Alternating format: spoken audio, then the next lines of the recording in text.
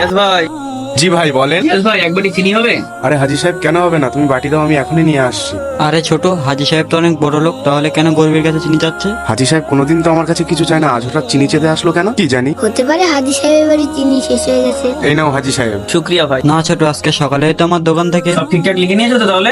হাজি সাহেব আর কিছু অর্ডার দেবেন? না, এই কটাই দাও। ঠিক আছে, আপনি বাড়ি যান, আমি 1 ঘন্টার মধ্যে সবকিছু আপনার বাড়িতে পৌঁছে দিচ্ছি। ঠিক আছে।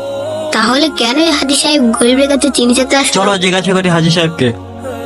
হাজি সাহেব, কি হয়েছে বাবা? আল্লাহর রহমতে তো আপনার টাকা পয়সার সম্পত্তি কম নেই, তাহলে কেন এই গরিবের কাছে চিনি চাইলেন? তাছাড়া আজই তো আপনি আমার দোকান থেকে 20,000 টাকা রেশন কিনলেন। আসলে হয়েছে কি, আজ সকালেই তো হাজি সাহেবের কাছে দুধ চেয়েছিলাম, এখন আবার ডাল চেতে এসেছি, লজ্জায় তো আমার নাক কাটা যাবে।